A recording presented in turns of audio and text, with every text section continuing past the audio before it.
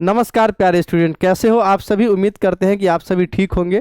तो स्टूडेंट्स, आज की क्लास में हम लोग करेंगे मॉडल पेपर का डे 2। ठीक है, ये ऑब्जेक्टिव प्रश्न है, इसको एग्जाम से पहले बच्चों करके जाना है। ठीक है, तो आज का डे दूसरा है। पहला वीडियो आपने नहीं देखा तो प्लेलिस्ट में लिंक है मॉडल पेपर ऑब्जेक्टिव का, वहां से जाकर के आप पहला वीडियो भी देख सकते हैं। ठीक है, तो शुरू करते हैं बच्चों। सबसे पहले यहाँ पर थंबनेल को देखते हैं। थंबनेल क्या कहता है प्यारे स्टूडेंट? तो थंबनेल कहता है बिहार बोर्ड परीक्षा 2026। अगर आप बिहार बोर्ड मैट्रिक परीक्षा 2026 की तैयारी कर रहे हैं तो चैनल सब्सक्राइब कर लीजिए ताकि नया वीडियो का नोटिफिकेशन आपको मिलता रहे। ठीक है, ये मॉडल पेपर है, एग्जाम में यही सवाल आएगा बच्चों। काफ़ी सारे सवाल इससे आपको एग्जाम में टकराने वाले हैं। ठीक है, तो ये पूरा वीडियो इसको देखिएगा। ठीक है, ऑब्जेक्टिव है, यहाँ देखिए 100 ऑब्जेक्टिव में 85 क्वेश्चन करने होते हैं। मैं यहाँ पे 100 करके दिखाऊंगा। ठीक है, उसी में से आपको 50 एग्जाम में 100 में से 85 करने होते हैं बच्चों। ठीक है, तो मैं यहाँ पे सिखा रहा हूँ सॉल्व करके। निम्नलिखित में कौन यौगिक संख्या है? यौगिक संख्या उसको बोलते हैं प्यारे बच्चों जिसमें एक और खुद के अलावा किसी और संख्या से भी भाग लगे, उसको यौगिक संख्या बोलते हैं। तो प्यारे बच्चों 11 यौगिक संख्या नहीं, अभाज्य संख्या, 31 अभाज्य संख्या, 41 अभाज्य संख्या और यहाँ पे 21 जो है बच्चों यौगिक संख्या, यानी बी ऑप्शन यहाँ पर सही जाएगा प्यारे बच्चों। ठीक है, समझ में आया होगा। अगला सवाल है, यदि Q एक धनात्मक पूर्णांक है तो निम्न में कौन धनात्मक विषम पूर्णांक नहीं है? धनात्मक विषम पूर्णांक नहीं कौन है? तो यानी कि सम पूर्णांक होगा बच्चों, तो यहाँ पे बी ऑप्शन होगा। बाकी ये सब जो है बच्चों धनात्मक विषम पूर्णांक है, ये सब धनात्मक विषम पूर्णांक है, लेकिन 8 की प्लस 4 जो है धनात्मक सम पूर्णांक होगा। ओके, अगला प्रश्न है बच्चों, यहाँ पे यदि दो संख्याओं का मौसा 25 और लौसा 50 है तो संख्याओं का गुणनफल होगा। तो 50 को 25 से गुना करना है बच्चों। 50 को 25 से गुना करेंगे तो 1250 आ जाएगा। ठीक है, 50 को 25 से गुना करेंगे तो 1250 आ जाएगा बच्चों। अगला सवाल ये रहा, 130 बराबर 15 गुने 8 प्लस 10 एवं 15 बराबर 5 गुने 3 प्लस 0, तो मौसा होगा।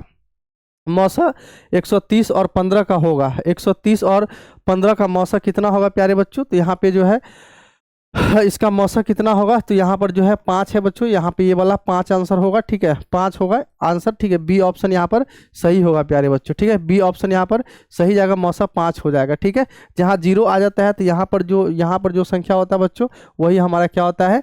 मौसा होता है। ठीक है, ये बात आपको याद रहना चाहिए। अगला सवाल, यदि पी और क्यू दो अभाज्य संख्याएं हैं तो उनका मौसा होगा। अभाज्य संख्या का मौसा कितना होता है बच्चों? 1 होता है। ठीक है, अभाज्य संख्या का मौसा कितना होता है?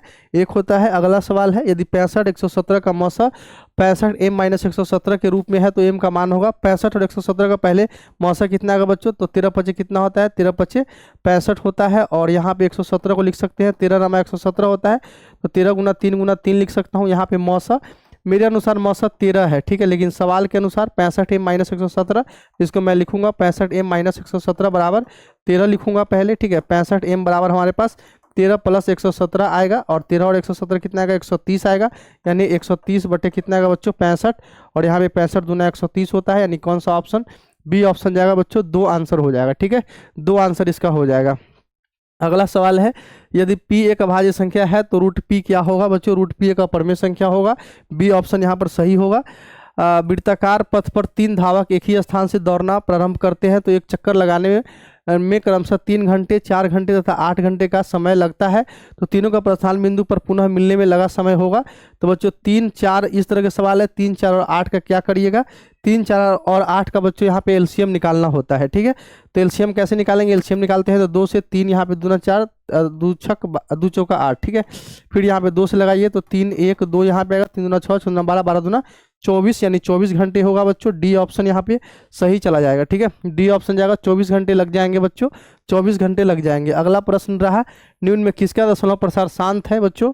तो शांत किसका दशमलव प्रसार होगा? तो प्यारे बच्चों यहाँ पे ये वाला ऑप्शन सही होगा।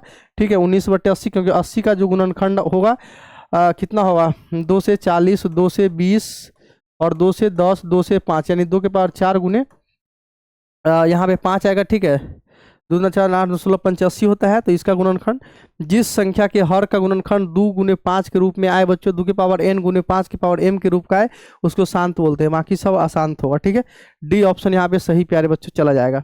अगला प्रश्न ये रहा, 92/115 का सरलतम रूप होगा। 92/115 बच्चों इसको कट करना है। ठीक है, 92/115 3 से कट करिए तो 3 3 9, नहीं 3 से नहीं कट होगा। यहाँ पे 4 से 5 से कट करिए, नहीं होगा। 2 से भी नहीं होगा। इसका सरलतम रूप कितना होगा? 92/115 किससे यहाँ पे कट हो सकता है प्यारे बच्चों?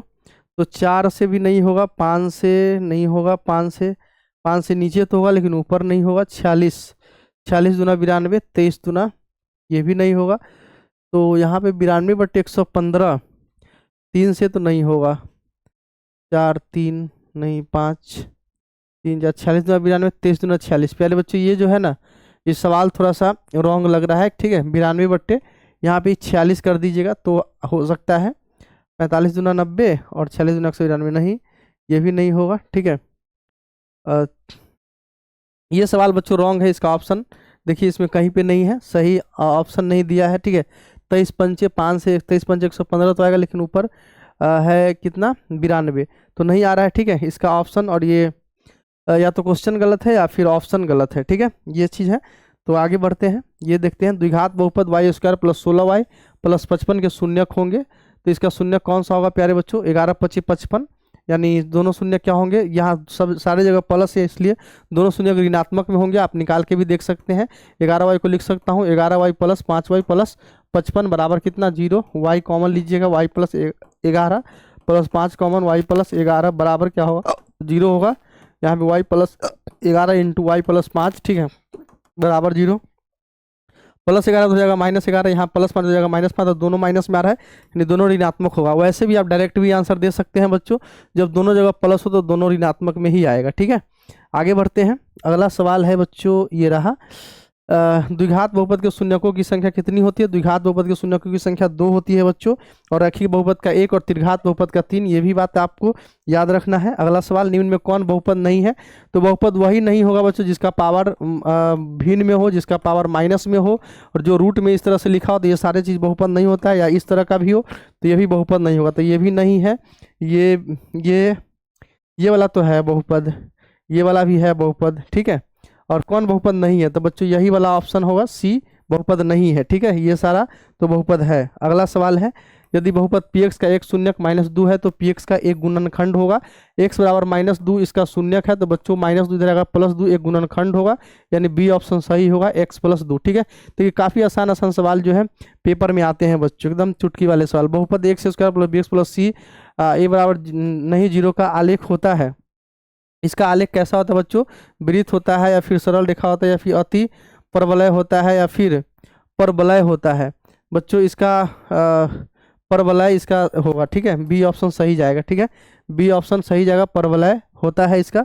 अगला प्रश्न है ये रहा, यदि बहुपद px x² 3x + 5 के शून्य के अल्फा बीटा हो तो 4 × अल्फा + बीटा का मान होगा x² - 3x + 5, ठीक है, का शून्य का अल्फा बीटा है, यानी a का वैल्यू कितना होगा 1 होगा, b का वैल्यू -3 होगा, और c का वैल्यू कितना होगा बच्चों 5 होगा। 4 × अल्फा + बीटा का मान निकालना है, तो कैसे होगा? 4 × अल्फा + बीटा -b/a होगा, ठीक है। 4 × -b यानी -3/1 हो जाएगा, यानी -+ 4 कितना होगा बच्चों 12 होगा, यानी ए ऑप्शन सही जाएगा, 12 आंसर होगा, ठीक है, ए ऑप्शन सही चला जाएगा। अगला सवाल, यदि बहुपद x² - 9x + 2a के शून्यांकों का गुणनफल 8 हो तो a का मान होगा, यानी अल्फा इंटू बीटा बच्चों दे रखा है 8, अल्फा इंटू बीटा होता है c/a, यहाँ c ए 2a है और एक a 1 है, तो 2a/1 बराबर कितना 8, यहाँ पर 2 चौका 8 होगा बच्चों, a का वैल्यू कितना आएगा हमारे पास 4 आएगा, यानी ए ऑप्शन सही चला जाएगा, ठीक है, ए ऑप्शन यहाँ पर सही होगा प्यारे बच्चों। अगला प्रश्न ये रहा, अगला सवाल, समीकरण x - 2y बराबर 4 का हल है, कौन सा हल होगा? x माइनस, अच्छा ए ऑप्शन ही सही होगा, 4 - 2 × 0, तो 4 में 0 जाएगा 4 आएगा, यानी ये वाला हल जो है इस समीकरण को संतुष्ट कर रहा है, तो हमारा पहला ऑप्शन सही जाएगा, ठीक है, पहला ऑप्शन सही चला जाएगा बच्चों। अगला प्रश्न ये रहा, y - 4 का आलेख कैसा सरल रेखा होगा? y बराबर 4 आ गया बच्चों, y का वैल्यू 4 आ गया, तो x अक्ष के समांतर आएगा, ठीक है, x अक्ष के समांतर जाएगा बच्चों, x अक्ष के समांतर जाएगा, ठीक है। युग्म समीकरण 2x + 4y बराबर 3, 12x + 6y बराबर 6 का हल है, कौन सा हल होगा? तो बच्चों यहाँ पर लिखना पड़ेगा, a1 2 और b1 कितना 4 होगा, c1 कितना होगा +3 उधर चला जाएगा -3 होगा, a2 कितना होगा बच्चों a2 12 होगा, b2 कितना होगा 6 होगा, और c2 उधर +6 इधर आएगा -6 होगा। अब यहाँ पे a1/a2 निकालूंगा, a1/a2 आएगा 2/12, और यहाँ पे 2 छक 12 यानी 1/6 होगा।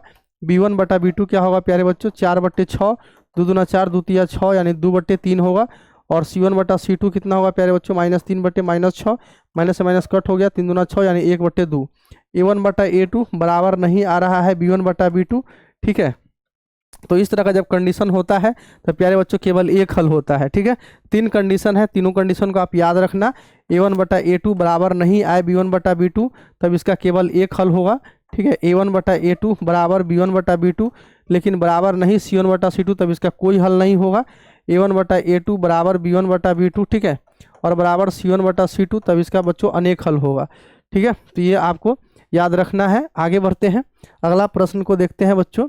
के किस मान के लिए समीकरण x + 2y = 3 तथा 3x + ky = 9 समपाती रेखाओं को प्रदर्शित करता है। समपाती का मतलब होता है बच्चों A1/A2 बराबर B1/B2 और बराबर C1/C2, ठीक है। इसका अनगिनत हल है, इसका मतलब यानी 1/3 बराबर 2/k बराबर -3/-9, ठीक है। तो ये वाला इस दोनों को बराबर कर दीजिए, के का वैल्यू निकल जाएगा। के बराबर कितना आएगा बच्चों, 6, यानी के बराबर 6 के लिए बच्चों समपाती रेखा को प्रदर्शित करेगा ये, के बराबर 6 के लिए, यानी डी ऑप्शन सही होगा बच्चों। अगला सवाल है युगपत रैखिक समीकरण के निकाय A1x + B1y = C1, A2x + B2y = C2 के अनगिनत हल प्राप्त होते हैं। अभी बताया हूँ अनगिनत हल प्राप्त कब होते हैं बच्चों, अनगिनत हल कब प्राप्त होते हैं, तो ये वाला ऑप्शन जो है डी ऑप्शन सही होगा।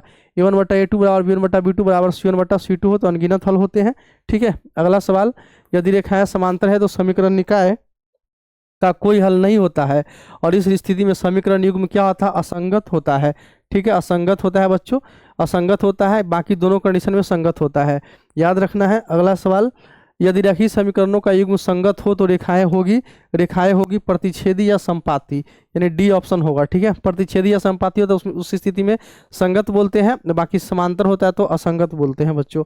अगला सवाल, यदि x - y 6x² + y² = 30 तो xy का मान होगा। तो बच्चों यहाँ पे तो काफ़ी आसान सवाल है, x² + y² प्लस में यहाँ पे 2xy लिखिए, ठीक है, और 2xy घटाइए, 2xy जोड़िए और 2xy घटाइए तो कितना आएगा 30, यानी यहाँ पे आएगा x + y यानी x - y का होल स्क्वायर, ठीक है। a² + b² - 2ab यानी x - y का होल स्क्वायर प्लस में 2xy बराबर कितना हो जाएगा 30 हो जाएगा, और x - y का होल स्क्वायर यानी कितना दे 6, यानी यहाँ पर आ जाएगा 36, ठीक है, बराबर कितना 30 होगा। और यहाँ पे 2xy बराबर 30 - 6, ठीक है, 36, 30 - 36 और 30 में से 36 जाएगा तो बच्चों -6/2 दूतिया 6 यानी माइनस में 3 होगा। डी ऑप्शन यहाँ पर बच्चों सही चला जाएगा, ठीक है, डी ऑप्शन सही जाएगा। अगला सवाल ये रहा, द्विघात समीकरण के मूल होंगे तो मूल निकालना है बच्चों। तो यहाँ पर मैं लिख सकता हूँ 6y - 3y और -18 बराबर कितना होगा 0 होगा। y कॉमन, y + 6 माइनस में 3 कॉमन, y + में 6 बराबर कितना होगा बच्चों 0 होगा, यानी y + 6 कॉमन हो गया, यहाँ पे y - 3 कॉमन हो गया बराबर 0 हो गया, यानी y + 6 बराबर 0 या फिर y - 3 बराबर 0, प्लस में 6 माइनस में 3 उधर जाएगा प्लस में 3, प्लस में 6 उधर जाएगा माइनस में 6, यानी -6,3 होगा बच्चों, ए ऑप्शन सही होगा, -6,3, ठीक है, ए ऑप्शन सही जाएगा। अगला सवाल है, यदि द्विघात समीकरण px बराबर 2x = 3 - 4 बराबर 0 के शून्य का अल्फा बीटा हो तो अल्फा + बीटा होगा। ए बराबर कितना 2 है, बी बराबर कितना 3 है और सी बराबर कितना -4 है। अल्फा + बीटा का फार्मूला होता है -b/a, यानी -3 कितना होगा बच्चों 2 होगा, -3/2। कौन सा ऑप्शन, डी ऑप्शन सही जाएगा, -3/2 आ जाएगा, ठीक है, -3/2 आ जाएगा। द्विघात समीकरण x² + b के 0 के मूल होते हैं -b ± b² - 4ac/2a होगा, यानी ए ऑप्शन सही जाएगा, ठीक है, ये फार्मूला है, इसको आपको याद रखना होगा।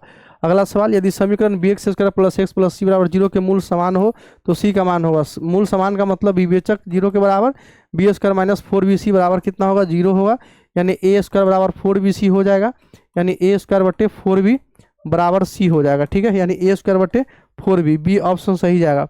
यहाँ पे b का मान a किया, a का मान b किया और c तो c है ही, ठीक है, तो b² - 4ac यानी a² - 4bc बराबर 0 किया, a² और 4bc आया और इधर का 4b गुना में इधर आ गया तो भाग में, यानी a² / 4b आ गया, ठीक है।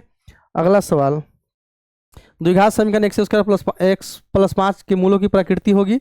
मूलों की प्रकृति निकालने के लिए क्या करते हैं बच्चों, विवेचक निकालते हैं, a बराबर 1, b बराबर 1 और c बराबर कितना 5 हो है।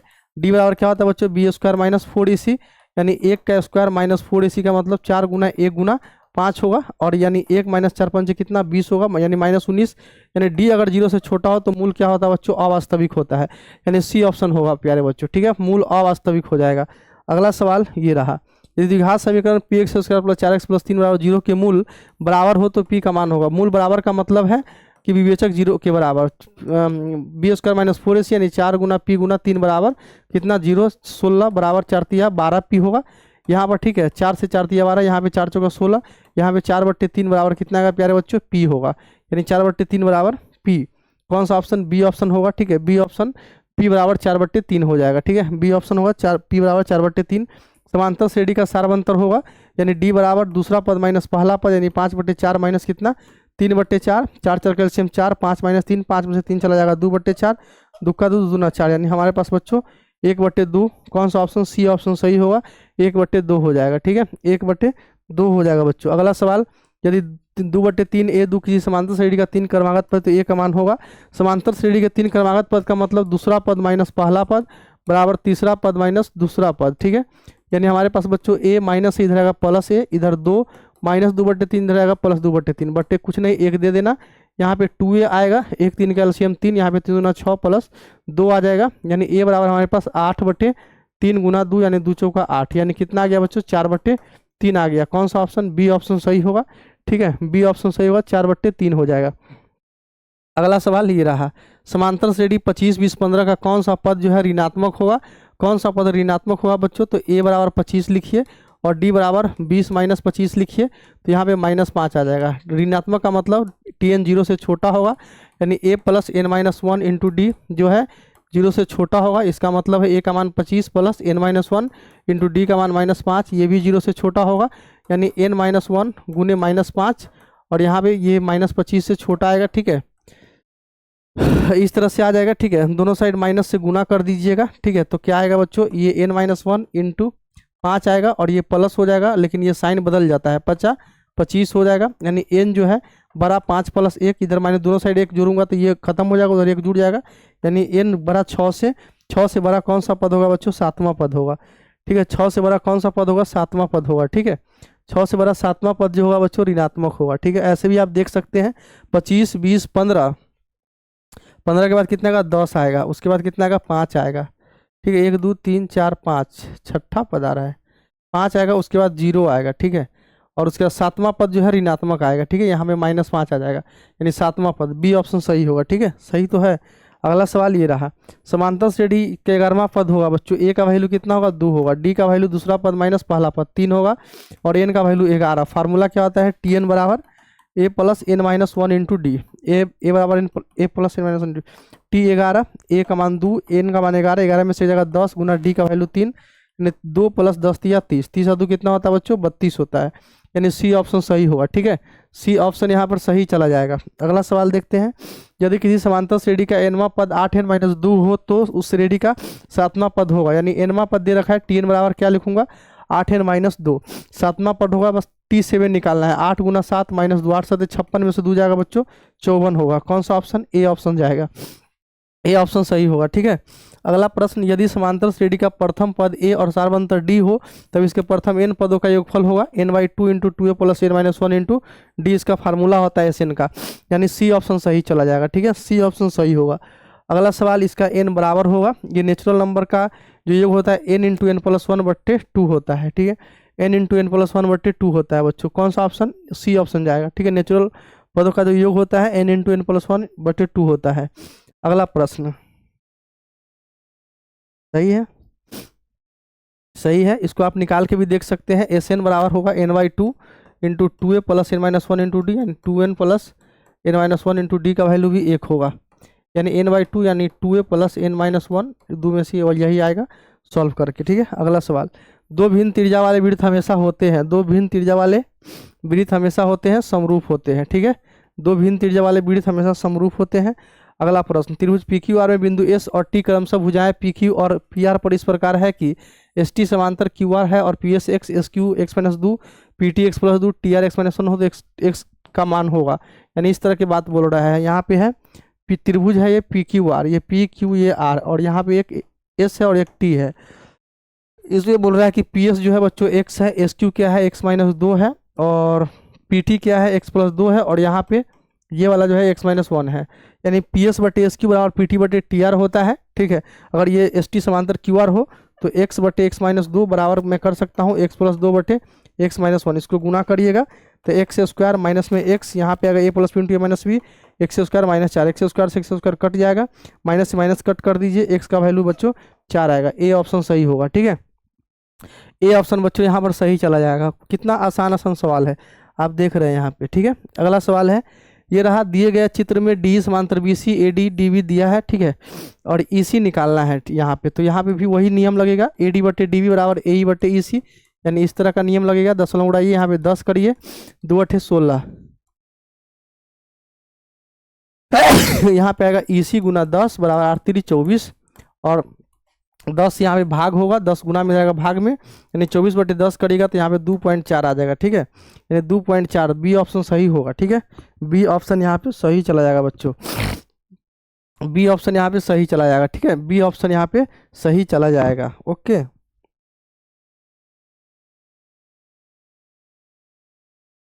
आगे देखते हैं, अगला सवाल देखते हैं बच्चों। ये रहा अगला सवाल, दो समरूप त्रिभुज दो संगत भुजाएं इतना 3:5 के अनुपात में है, तो इनके क्षेत्रफल का अनुपात होगा। तो बच्चों दो समरूप त्रिभुज के क्षेत्रफल का अनुपात संगत भुजा के वर्गों के अनुपात के बराबर होता है, यानी ये तो अनुपात में दिया है 3/9, और यहाँ पे कितना होगा 50/25, यानी 9:25। ए ऑप्शन जाएगा। ठीक है, वर्गों के अनुपात के बराबर होता है तो उसका वर्ग कर दिया। ठीक है, इसमें कुछ नहीं करना। आगे, समरूप त्रिभुज के क्षेत्रफल का अनुपात उनके संगत भुजा के वर्गों के अनुपात के बराबर होता है, वर्ग के अनुपाती है। ठीक है, यहाँ पे सी ऑप्शन सही जाएगा। अगला, एक समबाहु त्रिभुज एबीसी की एक भुजा ए है, तो इसका क्षेत्रफल होगा √3/4 गुने भुजा स्क्वायर होता है समबाहु त्रिभुज का क्षेत्रफल, बी ऑप्शन जाएगा।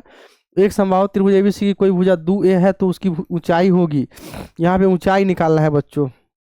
तो भुजा दिया है √3/4 गुने भुजा स्क्वायर होता है, इस तरह से यहाँ पे स्क्वायर कर दीजिएगा, और बराबर 1/2 गुने आधार गुने ऊंचाई भी होता है, तो आधार तो वही रहेगा 2a, और गुने क्या होगा बच्चों, ऊंचाई होगा, यानी इस तरह से। अब यहाँ पे ऊंचाई निकल जाएगा, 2 से 2 दूना कितना होगा बच्चों, 4 होगा। ठीक है, √3/2 और गुना यहाँ पे 4a स्क्वायर आएगा बराबर 2a गुना ऊंचाई है ये ऊंचाई। ठीक है, 2a गुना ऊंचाई, यानी a स्क्वायर से 1 कट जाएगा, 2 दूना 4 आ जाएगा, 2 से 2 कट जाएगा, यानी हमारे पास बच्चों √3a आ जाएगा ऊंचाई बराबर, √3a आ गया ऊंचाई। ठीक है, √3a, बी ऑप्शन जाएगा। ठीक है, बी ऑप्शन जाएगा। ठीक है, ऐसे किया हमने, ये एक समबाहु त्रिभुज, समबाहु त्रिभुज चलो √3/4 गुने भुजा स्क्वायर, तो भुजा स्क्वायर कर दिया, एक यहाँ पर ये लंब डाल दिया। एक त्रिभुज का क्षेत्रफल 1/2 गुने आधार गुने ऊंचाई भी तो होता है, तो आधार का काम ये करेगा, ऊंचाई का काम ये करेगा, लेकिन है तो दोनों समबाहु त्रिभुज का ही क्षेत्रफल, तो दोनों का क्षेत्रफल बराबर कर दिया और ऊंचाई निकाल लिया। ठीक है, इतना आसान है।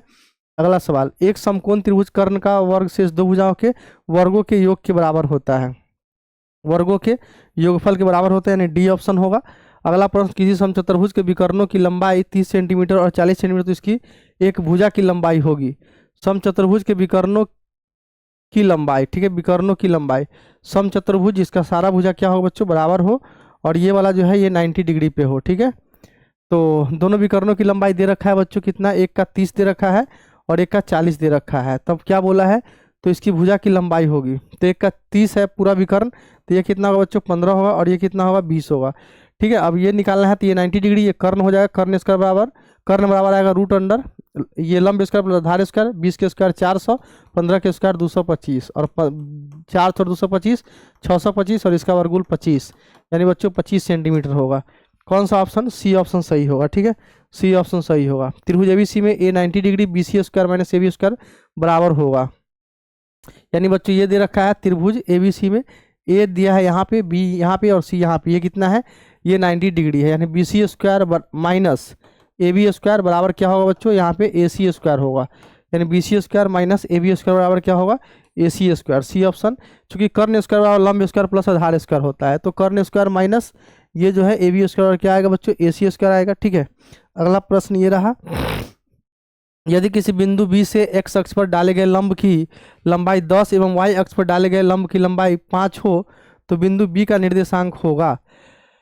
एक्स अक्ष पर डाले गए लंब की लंबाई कितना है बच्चों, 10 है। ठीक है, और वाई अक्ष पर डाले गए लंब की लंबाई क्या है बच्चों, 5 है, तो इसका निर्देशांक कितना होगा, तो यहाँ पे 5,10 होगा बच्चों, है ना, 5,10, ए ऑप्शन सही होगा। अगला प्रश्न ये रहा, रेखा वाई और चार काल्पनिक में से किस बिंदु से होकर जाएगा, y बराबर 4, यानी जिसका निर्देशांक y बराबर हो 4 हो वही होगा, यानी 2 4 से होकर गुजरेगा। ठीक है, 2 4 से होकर गुजरेगा। अगला सवाल, बिंदु -2 -5 का भुज है, भुज बोलते हैं बच्चों x का निर्देशांक का, यानी a होगा, और कोटि होता तो -5 मारते। किसी त्रिभुज के शीर्ष बिंदु के निर्देशांक दिया है तो त्रिभुज की परिमिति बताइए। त्रिभुज की परिमिति कैसे निकाल सकते हैं, यानी त्रिभुज की परिमिति का मतलब है तीनों भुजा का जोड़, और तीनों भुजा का जोड़ का मतलब मान लेते हैं कि ए का निर्देशांक दे रखा है बच्चों 0 6, बी का निर्देशांक दे रखा है 0 0, और सी का निर्देशांक दे रखा है 8 0। मैं यहाँ पे निकालूंगा ए बी बराबर x2 - x1 के होल स्क्वायर, यानी ये तो 0 ही हो जाएगा, और y2 - y1 के होल स्क्वायर 0 में से 6 जाएगा 6, तो यहाँ पे 36 आ जाएगा, यानी इसका वर्गमूल 6 आ जाएगा।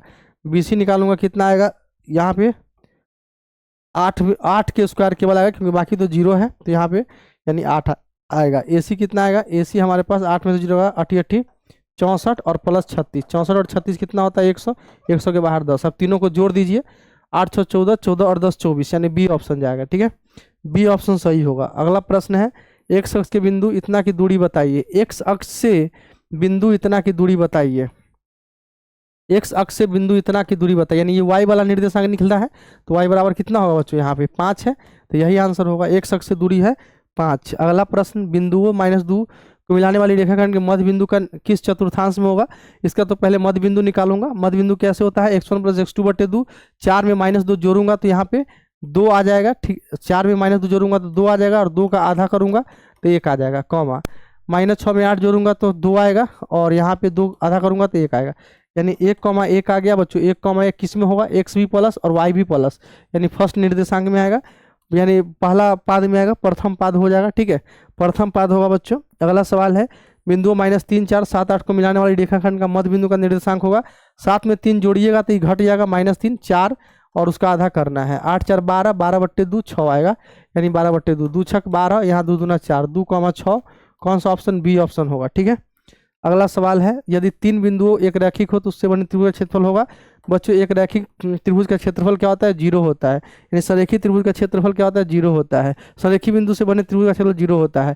ये संरेख है तो कौन सा ऑप्शन सही होगा, यानी जहाँ पे जो है क्षेत्रफल 0 के बराबर होगा। x1, ये सॉरी गलत है, ये वाला ऑप्शन होगा, x1 y2 - y3 + x2 y3 - y1 x3 y1 - y2 बराबर 0 होगा, ए ऑप्शन सही होगा। अगला प्रश्न, यदि बिंदु -6 63, 2 -3 तथा 7 -5 के शीर्ष है तो त्रिभुज का क्षेत्रफल होगा। ठीक है, त्रिभुज का क्षेत्रफल निकालना है बच्चों। यहाँ पे -63 है, ठीक है, यानी 1/2 × x1 होता है, यानी -63 y2 - y3, यानी -4, और यहाँ माइनस, यहाँ भी माइनस, यहाँ भी प्लस आएगा, प्लस x2 कितना है बच्चों, यहाँ -3 है तो -3, y3 - y1 यानी -5, माइनस में 2, प्लस में x2 कितना होगा बच्चों, तो x2 की बात करिएगा, x3 की बात करिएगा, x3 7, y1 - y2 यानी 2 - 4, यानी 2 माइनस गुने माइनस प्लस, तो -4 नहीं, यहाँ +4 होगा, 4 होगा, 4 होगा, 4। यहाँ देखिए 1/2, यहाँ -63, यहाँ पे 5 में 4 गया 1, प्लस गुने माइनस माइनस, यहाँ पे -7, प्लस में 7 × में 4 2 6 होगा, यानी 1/2, और यहाँ पे आ गया -63, माइनस गुने माइनस प्लस 7 21, और यहाँ पे 7 6 कितना होगा बच्चों, 42 होगा, यानी यहाँ पे जो है बच्चों 21 और 42 63, 63 में 63 गया 0, यानी यहाँ पे 0 आएगा। ठीक है, सी ऑप्शन सही होगा बच्चों। ठीक है, सी ऑप्शन सही जाएगा, सी ऑप्शन सही जाएगा। अगला, कौन सेक 60 डिग्री के बराबर है, तो बच्चों सेक 60 कितना होता है, सेक 60 2 होता है, सेक 60 2 होता है, और कोसेक 30 भी 2 होता है, यानी ए ऑप्शन होगा। इसका भी आंसर 2 होता है और इसका भी आंसर 2 होता है, तो यही दोनों तो बराबर होगा बच्चों। अगला प्रश्न, यदि α/4 15 तो अल्फा बराबर कितना आएगा 60 √3 कोसेक अल्फा, √3 कोसेक 60 डिग्री का वैल्यू कितना आएगा बच्चों, कोसेक 60 कितना होता है, कोसेक 60 कितना होता है, 2 होता है। ठीक है, कोसेक 60, सॉरी ये गलत है, कॉस 60 होता है कितना 1/2, साइन 60 कितना था √3/2, कोसेक 60 2/√3, √3 से √3 कट जाएगा, यहाँ पे 2 आएगा, यानी बी ऑप्शन सही होगा। ठीक है, बी ऑप्शन, मान आप याद कर लीजिएगा तो ये सवाल सॉल्व कर सकते हैं। कोसेक थीटा बराबर x है तो tan थीटा बराबर होगा, तो बच्चों कोसेक थीटा बराबर x है तो साइन थीटा कितना आएगा 1 - x², क्योंकि sine square theta plus cos square theta 1 होता है। ठीक है, तो tan थीटा कितना होगा, tan थीटा साइन थीटा बटे कोस थीटा, यानी √1 - x² और बटे क्या x, कौन सा ऑप्शन, बी ऑप्शन सही होगा। ठीक है, बी ऑप्शन यहाँ पर सही चला जाएगा, बी ऑप्शन यहाँ पर सही जाएगा बच्चों। अगला सवाल, साइन थीटा बराबर इतना है तो टेन थीटा बराबर होगा बच्चों, साइन थीटा बराबर कितना है, √3/2 है। ओके, तो यहाँ पे टेन थीटा पूछा है तो कॉस थीटा कितना होगा बच्चों, √1 माइनस साइन स्क्वायर थीटा यानी 1 माइनस 3/4, और 1 माइनस 3/4 का मतलब 4 में से 3 चला जाएगा 1/4, और इसका मतलब 1/2। अब यहाँ पे टेन थीटा कितना होगा बच्चों, टेन थीटा आएगा साइन थीटा बट्टे कॉस थीटा, साइन थीटा बट्टे कॉस थीटा, साइन थीटा √3/2 है, और भाग यहाँ पे 1/2 आएगा, भाग को बदल दूंगा गुना में, तो 2 ऊपर चला जाएगा, 1 नीचे आ जाएगा, 2 से 2 कट जाएगा, यहाँ पे कितना आएगा बच्चों, √3 आएगा। कौन सा ऑप्शन, सी ऑप्शन सही होगा। ठीक है, सी ऑप्शन सही होगा। अगला सवाल है, समकोण त्रिभुज में ए बी बट्टे ए सी बराबर होगा, समकोण त्रिभुज ए बी सी में ए बी बट्टे ए सी बराबर होगा। अच्छा, ए के लिए, ठीक है, ए बी बट्टे क्या है बच्चों, ए सी है, ए बी बट्टे ए सी, तो ए के लिए ए बी बट्टे ए सी यानी कॉस ए, कॉस ए होगा, कॉस ए के लिए, कॉस ए यहाँ पे बच्चों ए के लिए बी होगा ए बी, और यहाँ पे एच होगा ए सी, यानी ए बी बट्टे ए सी कॉस ए के बराबर, बी ऑप्शन होगा। ठीक है, अगला प्रश्न है, सेक 60 डिग्री बराबर होता है, कॉस 60 कितना होता है बच्चों, कॉस 60 होता है 1/2, तो सेक 60 कितना होगा बच्चों, 2 होगा, ए ऑप्शन सही होगा। अगला प्रश्न, साइन थीटा बराबर कॉस थीटा, तो थीटा का मान होगा, साइन थीटा को लिख सकता हूँ कॉस 90 डिग्री माइनस थीटा। ठीक है, कॉस 90 डिग्री माइनस, अच्छा साइन थीटा कॉस थीटा बराबर कब होता है, जब थीटा कितना होता है बच्चों, 45 डिग्री, समझ गए, 45 डिग्री, बी ऑप्शन सही होगा। ठीक है, बी ऑप्शन यहाँ पर सही जाएगा, ऐसे भी करेंगे तो बी ऑप्शन ही आएगा। यदि थीटा और फाई पूरक कोण है तब क्या होगा, साइन थीटा बराबर क्या होगा बच्चों, कॉस कॉस फाई होगा, साइन थीटा बराबर कॉस फाई, साइन थीटा बराबर कॉस फाई, सेक थीटा बराबर कॉसेक फाई, ये वाला होगा। ठीक है, सेक थीटा कॉसेक फाई होगा। ठीक है, यहाँ पे बी ऑप्शन सही होगा, बी ऑप्शन सही होगा, पूरक कोण, यदि कॉसेक 32 डिग्री एक्स है, कॉसेक कॉस 58 डिग्री वाई है, तो निम्न में कौन सत्य है बच्चों, कॉस 32 डिग्री है एक्स डिग्री है ना, और कॉस 58 डिग्री है वाई। अब यहाँ पर देखिएगा तो कॉस 0 डिग्री का मान 1 होता है, लेकिन कॉस 90 डिग्री का मान क्या होता है बच्चों, 0 होता है, यानी जो छोटा है वो बड़ा होता है, यानी एक्स बड़ा होगा वाई से। ठीक है, एक्स बड़ा होगा वाई से, ए ऑप्शन सही होगा, ए ऑप्शन सही होगा। ठीक है, अगला प्रश्न, साइन 49, इसका वैल्यू 1 आएगा, क्योंकि साइन 49 को मैं लिख सकता हूँ साइन 90 माइनस 41। ठीक है, और बटे क्या है, cos 41, sine 90 degree minus cos theta होता है, यानी कॉस 41 बटे कॉस 41, कॉस 41 से कॉस 41 कट जाएगा तो कितना आएगा, 1 आएगा, यानी बच्चों यहाँ पे सी ऑप्शन सही जाएगा। ठीक है, सी ऑप्शन सही होगा। अगला सवाल, सेक स्क्वायर ए बटे 1 प्लस कॉट स्क्वायर ए, सेक स्क्वायर ए 1 प्लस कॉट स्क्वायर को क्या लिख सकते हैं बच्चों, यहाँ पर लिख सकते हैं कॉसेक स्क्वायर ए लिख सकते हैं। ठीक है, ऊपर कॉसेक स्क्वायर ए को लिख सकते हैं 1/cos स्क्वायर ए, और भाग में 1/sin स्क्वायर ए। ठीक है, भाग को बदल देंगे गुना में, तो ऊपर चला जाएगा साइन स्क्वायर ए आ जाएगा, नीचे आ जाएगा कॉस स्क्वायर ए, साइन स्क्वायर ए बटे कॉस स्क्वायर ए क्या होता है, tan स्क्वायर ए होगा। ठीक है, tan स्क्वायर ए होगा, कौन सा ऑप्शन, डी ऑप्शन सही जाएगा। ठीक है, डी ऑप्शन यहाँ पर सही होगा। अगला सवाल, 2 into sine square alpha plus cos square alpha, यानी 2 गुना 1 यानी 2 का 2, कौन सा ऑप्शन, बी ऑप्शन सही होगा, बी ऑप्शन बच्चों यहाँ पर सही जाएगा। अगला सवाल, एक उद्गर स्तंभ 7√3 मीटर ऊंचा और इसकी छाया की लंबाई 21 मीटर है। ठीक है, ये 7√3 और नीचे 21 है, तो इसका उन्नयन कोण होगा, ये वाला थीटा है मान लीजिए, तो बच्चों यहाँ पे tan थीटा निकालूंगा, p/b होता है 7√3 बटे कितना 21, 7 या 21, यानी √3/3 को लिख सकता हूँ √3 गुना √3, √3 से √3 कट जाएगा, यानी कितना आएगा 1/√3। tan थीटा बराबर 1/√3 कब होता है बच्चों, जब थीटा कितना डिग्री हो, थीटा जब 30 डिग्री हो, यानी कौन सा ऑप्शन, बी ऑप्शन सही होगा। ठीक है, बी ऑप्शन बच्चों यहाँ पर सही जाएगा। अगला सवाल, 12 मीटर ऊंचे खंभे जमीन पर रखी छाया की लंबाई 4√3 मीटर है, तो उनके सूर्य का उन्नयन कोण होगा, यानी ये 12 है और ये कितना है 4√3 है, फिर से यहाँ पे tan थीटा निकालूंगा, p/b यानी 12/4√3 होगा, 4 तिया 12, 3 को ऊपर लिख सकते हैं √3 गुने √3 बटे कितना होगा बच्चों, √3 से √3 कट जाएगा, यानी यहाँ पे √3 आया। √3 कब आएगा, जब थीटा कितना डिग्री होगा बच्चों, 60 डिग्री होगा, थीटा 60 डिग्री होगा, ए ऑप्शन सही होगा, थीटा 60 डिग्री होगा। ठीक है, अगला सवाल है, 5 सेंटीमीटर वाले वृत्त के बिंदु P पर स्पर्श रेखा PQ केंद्र O से जाने वाली एक रेखा से बिंदु Q पर इस प्रकार मिलती है कि OQ 12 सेंटीमीटर है, तो PQ की लंबाई बताइए। 5 सेंटीमीटर त्रिज्या का एक वृत्त है बच्चों। ठीक है, और बिंदु P पर स्पर्श रेखा P पर स्पर्श PQ केंद्र O से ये 5 है, जाने वाली एक रेखा से बिंदु Q पर मिलती है। ठीक है, इस तरह से है। ठीक है, Q है और ये P है, तो और OQ दे रखा है बच्चों 12, तो यहाँ पे PQ पूछा है, तो ये कितना होता है बच्चों, ये 90 डिग्री होता है। अब ये 90 डिग्री है तो ये तो कर्ण हो जाएगा, ठीक है। कर्ण स्क्वायर माइनस लंब स्क्वायर बराबर P Q square. P Q जो आएगा बच्चों यहाँ पे रूट अंडर 12 के स्क्वायर माइनस में 5 के स्क्वायर आएगा, यानी 12 के स्क्वायर कितना आएगा 144 और माइनस 25, 144 माइनस 25 कितना आएगा, यानी रूट अंडर 119 आएगा, ठीक है। डी ऑप्शन सही होगा यहाँ पे, 119 आएगा रूट के अंदर, ठीक है। यहाँ पे समकोण त्रिभुज वाला नियम लगा है, कर्ण स्क्वायर बराबर लंब स्क्वायर प्लस आधार स्क्वायर कर दीजिएगा, और यहाँ पे पी क्यू जब सॉल्व करेंगे तो इस तरह से आएगा।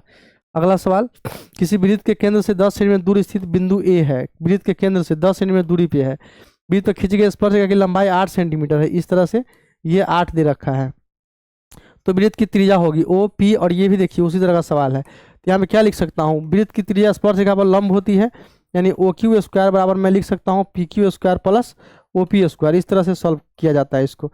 यहाँ पे 10 ओ क्यू का वैल्यू 10, 10 के स्क्वायर 100 बराबर पी के स्क्वायर 64 प्लस में ओ पी स्क्वायर, उधर में प्लस 64 इधर आएगा तो माइनस 64 बराबर ओ पी स्क्वायर होगा, ठीक है। 100 में से 64 जाएगा कितना आएगा 36, 36 बराबर ओ पी, और इधर रूट चढ़ा दीजिए, 36 के बाहर 6 बराबर ओ पी, यानी बी ऑप्शन 6 सेंटीमीटर आएगा, बी ऑप्शन सही होगा, ठीक है। अगला सवाल, यदि कोई रेखा किसी वृत्त को सिर्फ एक बिंदु पर स्पर्श करे तो वह रेखा कहलाती है। कोई रेखा वृत्त को एक बिंदु पर स्पर्श करे तो वो रेखा क्या कहलाती है बच्चों, स्पर्श रेखा कहलाती है। यदि पीटी और पीएस दो स्पर्श रेखा ओ केंद्र वाले वृत्त पर इस प्रकार है कि कोण टीपीएस जो है 65 डिग्री है, पीटी और पीएस, यानी इस तरह से पीटी और पीएस, पीटी और पीएस, ठीक है, पीटी और पीएस दो स्पर्श रेखा इस तरह के, और टीपीएस दे रखा है 65 डिग्री, तो ओटीएस पूछा है बच्चों। ओटीएस कहाँ गया भाई, ओटीएस कितना होगा, ओटीएस, ओटीएस ये वाला पूछ रहा है ना, तो ये सवाल हर सेट में आता है, ठीक है। ओटीएस कितना होगा, इसका आधा होता है ये, ठीक है। ओटीएस ये जो एंगल होता है बच्चों, इसका इस एंगल का आधा होता है, ठीक है। तो 32 का आधा कितना होगा 32.5 है ना, 32.5 डिग्री होगा बच्चों, बी ऑप्शन सही होगा, ठीक है, बी ऑप्शन सही जाएगा यहाँ पे। अगला प्रश्न है, वृत्त के किसी बिंदु पर स्पर्श रेखा स्पर्श बिंदु से जाने वाली त्रिज्या पर लंब होती है, बी ऑप्शन सही जाएगा, ठीक है, लंब होती है। अगला प्रश्न, दो वृत्त के क्षेत्रफल का अनुपात इतना है तो उनकी परिधि का अनुपात होगा, क्षेत्रफल का अनुपात दे रखा है तो परिधि का अनुपात होगा बच्चों, परिधि का अनुपात क्या होगा बताइए। दो वृत्त के क्षेत्रफल का अनुपात दिया है तो परिधि का अनुपात, पहले दो वृत्त के क्षेत्रफल का अनुपात है तो उसके भुजा का अनुपात आएगा 3:2, क्योंकि क्षेत्रफल का अनुपात उसके भुजा के वर्ग के अनुपात के बराबर होता है, तो उधर से स्क्वायर हटाऊंगा, इधर वर्ग रूट चढ़ जाएगा, रूट वर्गमूल निकाला तो इसका वर्गमूल निकाला तो 3, इसका वर्गमूल निकाला तो 2 आया। अब यहाँ पर जो है बच्चों इनके परिधि का अनुपात जो होता है उसके संगत भुजा के वर्ग नहीं, सीधे संगत भुजा के अनुपात के बराबर होता है, यानी 3:2 ऑप्शन होगा, ए ऑप्शन सही जाएगा, ठीक है, ए ऑप्शन सही होगा। अगला प्रश्न ये रहा, दो वृत्तों की त्रिज्या 19 और 9 सेंटीमीटर, तो वृत्त की त्रिज्या क्या होगी जिसकी परिधि इन दोनों वृत्तों के परिधियों के योग के बराबर होगा। तो बच्चों इस तरह के सवाल में दोनों त्रिज्याएं जुड़ जाता है, यानी 28 सेंटीमीटर होगा, डी ऑप्शन होगा, क्योंकि 2πr बराबर 2πr1 प्लस 2πr2 करूंगा, 2π कॉमन लूंगा तो दोनों जगह कट होगा, ठीक है, और ये दोनों जुड़ जाएगा। अगला सवाल है, वृत्त की सबसे बड़ी जीवा होती है, सबसे बड़ी जीवा बच्चों व्यास होती है, वृत्त की सबसे बड़ी जीवा जो होगी बच्चों व्यास होगी, ये वाला जो केंद्र से जाएगी, ठीक है, वृत्त की सबसे बड़ी जीवा जो होगी बच्चों व्यास होगी, ये वाला, ठीक है। अगला सवाल, यदि वृत्त की त्रिज्या 7 तो अर्धवृत्त की परिमिति होगी, अर्धवृत्त की परिमिति क्या होती है बच्चों, अर्धवृत्त की परिमिति होती है πr प्लस 2r, और यहाँ पर तो दे रखा है 7, यानी पाई 7 पाई यहाँ पे और 7 दूना 14, ठीक है, 7 पाई का मतलब 7 गुने 22/7 प्लस 14, यानी 7 से 7 कट गया, 22 और 14 कितना होगा 36 होगा, ए ऑप्शन सही होगा, ठीक है, ए ऑप्शन सही जाएगा। अगला सवाल, दो वृत्त के क्षेत्रफल का अनुपात ए अनुपात बी है तो उनके त्रिज्याओं का अनुपात होगा, क्षेत्रफल का अनुपात दिया है तो त्रिज्याओं का अनुपात होगा रूट ए अनुपात रूट बी, ठीक है, रूट ए अनुपात, क्योंकि r1 स्क्वायर बटे r2 स्क्वायर बराबर ए बटे बी है, और यहाँ से स्क्वायर हटाएंगे तो इधर रूट चढ़ेगा, रूट ए बटे रूट बी, इसको लिख सकता हूँ रूट ए अनुपात रूट बी। बहुत आसान आसान सवाल आता है, सी ऑप्शन से, कॉन्सेप्ट क्लियर है तो आप आसानी से इसको सॉल्व कर सकते हैं। घड़ी के मिनट के सुई द्वारा 1 घंटे में केंद्र पर बनाया गया कोण 12 घंटे में 360 डिग्री, तो 1 घंटे में बच्चों कितना होगा 12 36 30 डिग्री होगा। अगला प्रश्न, एक घड़ी की मिनट की सुई 21 सेंटीमीटर, घड़ी के मिनट की सुई द्वारा 1 घंटे में, सॉरी मिनट की सुई है नहीं, यहाँ पे घंटे वाली सुई नहीं है, मिनट की सुई है, मिनट की सुई कितना 60 मिनट में 60 मिनट यानी 1 घंटा में कितना डिग्री का कोण बनेगा? 360 डिग्री। यहाँ पे ए ऑप्शन जाएगा बच्चों, ए ऑप्शन सही जाएगा। ठीक है, ए ऑप्शन सही होगा, ए ऑप्शन यहाँ पर सही होगा। अगला प्रश्न, एक घड़ी की मिनट की सुई कई सेकंड में लंबी है, उनके द्वारा 10 मिनट में रचित क्षेत्रफल। मिनट यानी 60 मिनट में 360 डिग्री, यानी 0 से 0 उड़ गया, 36 यानी यहाँ पर ये आ गया बच्चों कितना? 1 मिनट में 36, 10 मिनट में कितना डिग्री लाएगा? 60 डिग्री, तो थीटा हो गया ये। ठीक है, और यहाँ पे फार्मूला होता है त्रिज्यखंड का क्षेत्रफल पैर उसका थीटा बटे 360 डिग्री। पाई का मान कितना? 22/7। आर का मान दे रखा है 21 × 21 करूँगा, और थीटा कितना है? 60 बटे कितना? 360। 0 से 0 उड़ गया, 36। ठीक है, 7 या 21, और यहाँ से 3 दूना 6, 3 दूना 6, और 2 से यहाँ पे 11, और 11 से 21 में गुना करना है, तो 2 1 3 यानी 231 सेंटीमीटर स्क्वायर आएगा। सी ऑप्शन सही होगा, सी ऑप्शन बच्चे यहाँ पर सही जाएगा। अगला प्रश्न ये रहा, यदि एक शंकु की त्रिज्या 14 सेमी और त्रिज्या की ऊंचाई दे रखा है 15, तो शंकु के संपूर्ण पृष्ठ का क्षेत्रफल कितना होगा? शंकु के संपूर्ण पृष्ठ का क्षेत्रफल क्या होता है बच्चों? वक्र पृष्ठ प्लस यहाँ पे वक्र पृष्ठ का होता है पाई आर एल प्लस नीचे वाला जोड़ देंगे क्षेत्रफल पाई आर स्क्वायर। ठीक है, pi R into L plus R इसको बोल सकते हैं। पाई का मान 22/7, आर का मान 14, और यहाँ पे एल का वैल्यू दे रखा है 15 और आर का वैल्यू 14। 15 और 14 जोड़िएगा तो यहाँ पे 29 आएगा। यहाँ पे 7 दूना 14, 22 दूना 44, 44 गुना 29। ठीक है, 9 चौक 36, यानी लास्ट जो 6 से करे वही होगा, यानी 44 से 29 में गुना ही कर देते हैं। चलिए यहाँ पर देखिए, 4 नंबर 36, 4 नंबर 36 और 3 39 हासिल 3, 4 दूना 8, 4 दूना 8, 6 9 8 17, 8 3 11 12, 1 हासिल 1, 1276। ए ऑप्शन सही होगा। ठीक है, ए ऑप्शन बच्चों यहाँ पर सही होगा। अगला सर, यदि एक घनाभ की लंबाई चौड़ाई और ऊंचाई क्रमशः इतना इतना है तो इसकी विकर्ण होगी। विकर्ण क्या आती है बच्चों? लंबाई स्क्वायर प्लस चौड़ाई स्क्वायर प्लस ऊंचाई स्क्वायर, यानी 100 प्लस 88 64 प्लस 27 36, यानी कितना आएगा बच्चों? यहाँ पे 200 आएगा। 200 को लिख सकता हूँ 10√2 सेंटीमीटर, यानी ए ऑप्शन जाएगा। अगला प्रश्न, समान ऊंचाई के दो बेलनों के आयतनों का अनुपात दे रखा है, वक्र पृष्ठ के क्षेत्रफल का अनुपात होगा। यानी बच्चों यहाँ पे दे रखा है पाई R1 स्क्वायर एच, ठीक है, पाई R2 स्क्वायर एच, यानी ऊंचाई समान है, यानी 4/9, यानी यहाँ पे बात करिएगा तो R1/R2 स्क्वायर हटाएंगे रूट चढ़ जाएगा, और 4 का वर्गमूल 2 और 9 का वर्गमूल 3। तो इसके वक्र पृष्ठ निकालना है, 2 पाई RH होता है वक्र पृष्ठ, यानी 2 पाई RH R1H बटे 2 पाई R2H, एस से एच कट गया, 2 पाई से 2 पाई कट गया, यानी R1/R2 चाहिए मुझे। R1/R2 कितना निकाला हमने? 2/3, यानी 2:3 होगा। ए ऑप्शन यहाँ पर सही जाएगा बच्चों। ठीक है, ए ऑप्शन सही जाएगा। अगला प्रश्न ये रहा, जब किसी शंकु को उसके आधार के समांतर किसी तल द्वारा काट कर एक छोटा शंकु प्राप्त करते हैं तो शेष भाग को क्या कहा जाता है? बेलन, या फिर बड़ा शंकु, या फिर छिन्नक, या फिर कोई नहीं, यानी बच्चों इसको छिन्नक बोलते हैं। ठीक है, आधार के समांतर किसी तल द्वारा काटकर एक छोटा शंकु प्राप्त कर लेते हैं तो वो बन जाता है छिन्नक। अगला सवाल, दो बेलन की त्रिज्या का अनुपात इतना है, उनकी ऊंचाइयों का अनुपात भी दिया, आयतनों का अनुपात होगा। तो जो पाई R1 स्क्वायर यानी 2 के स्क्वायर और एच, यानी एच तो यहाँ वाला काम करेगा, यानी 3, पाई R2 स्क्वायर यानी यहाँ पे 3 का स्क्वायर और गुना H2 यानी यहाँ पे 2 आ जाएगा। पाई से पाई कट गया, 2 दूना 4 3 12, 3 3 9 दूना 18, 6 से 6 दूना 12, 6 3 18, 2:3। 2/3 का मतलब क्या हुआ बच्चों? 2:3 हुआ, यानी ए ऑप्शन सही होगा। ठीक है, ए ऑप्शन सही चला जाएगा। अगला सवाल ये रहा, यदि एक शंकु और एक बेलन का व्यास समान और ऊंचाई समान है तो आयतनों का अनुपात होगा।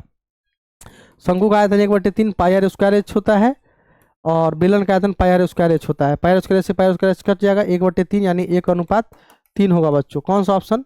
यहाँ पे सी ऑप्शन जाएगा। ठीक है, अगला सवाल ये रहा बच्चों, वर्ग अंतराल इतना का वर्ग चिन्ह होगा, 15 और 25 जोड़िए और आधा कर देते हैं, वही वर्ग चिन्ह होता है। तो 40 का आधा कितना होगा बच्चों? 20 होगा। बी ऑप्शन सही होगा। यदि आंकड़ा आरोही क्रम में हो और 11 पद हो तो माध्यक का कौन सा पद होगा? माध्यक का पद होगा बच्चों छठा, बी ऑप्शन। ठीक है, 11 को हो तो बीच में छठा नंबर आएगा, 5 को इधर होगा और 5 को इधर, 5 5 10 और 1 11, तो बीच वाला पद जो होगा छठा होगा, बी ऑप्शन होगा। अगला सवाल, माध्य निकालने की कितनी विधि है?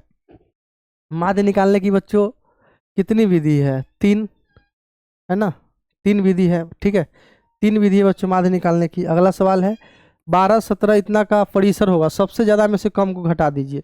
सबसे ज़्यादा इसमें क्या है बच्चों? सबसे ज़्यादा 81 और माइनस सबसे कम क्या है? सबसे कम है 12, तो 81 में से 12 जाएगा, 11 में से 2 जाएगा 9, 7 में 6 69, यानी डी ऑप्शन सही होगा। ठीक है, डी ऑप्शन सही जाएगा बच्चों। सबसे ज़्यादा में से कम घटाइए उसी को बोलते हैं परिसर।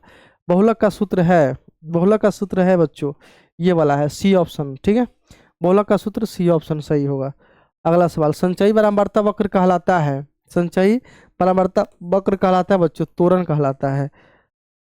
अगला प्रश्न, एक थैले में 7 लाल 8 हरा और 5 सफेद एक गेंद यादृच्छा निकाला जाता है तो न लाल न सफेद होने की प्रायिकता बताइए। न लाल न सफेद तो क्या होगा, हरा। तो हरा ऊपर संभव कितना है, 8 7 15 और 5 20, 8/20, 4 दूना 8 4 5 20, यानी 2/5 तो होगा। सी ऑप्शन सही जाएगा बच्चों। ठीक है, सी ऑप्शन सही जाएगा। अगला सवाल, एक सिक्के को उछालने पर चित्त आने की प्रायिकता निकालिए, चित्त आने की प्रायिकता निकालिए। एक सिक्कों को उछालेंगे चित्त आने की प्रायिकता 1/2 होगा बच्चों, बी ऑप्शन सही होगा। एक पासे को फेंका गया विषम संख्या आने की प्रायिकता बताइए। एक पासे को फेंकेंगे तो विषम संख्या क्या क्या आ सकता है बच्चों, विषम संख्या आ सकता है या तो 1 आएगा या 3 आएगा या फिर 5 आएगा, यानी 3 कितना होगा 6, 3 का 3 3 दूना 6, यानी 1 कितना आएगा बच्चों 2 आएगा। सी ऑप्शन सही होगा। ठीक है, अगला सवाल, यदि पी घटना ई की प्रायिकता हो तो निम्न कौन सत्य है। पी घटना ई की प्रायिकता है तो बच्चों या तो प्रायिकता का मान 0 आता है या 0 से बड़ा, या 1 आता है 1 से छोटा आता है। ठीक है, तो आज की इस क्लास में हमने फिर से 100 ऑब्जेक्टिव करवाया। ठीक है, एग्जाम के मद्देनजर, एग्जाम को देखते हुए कैसी लगी वीडियो कमेंट करके जरूर बताइएगा।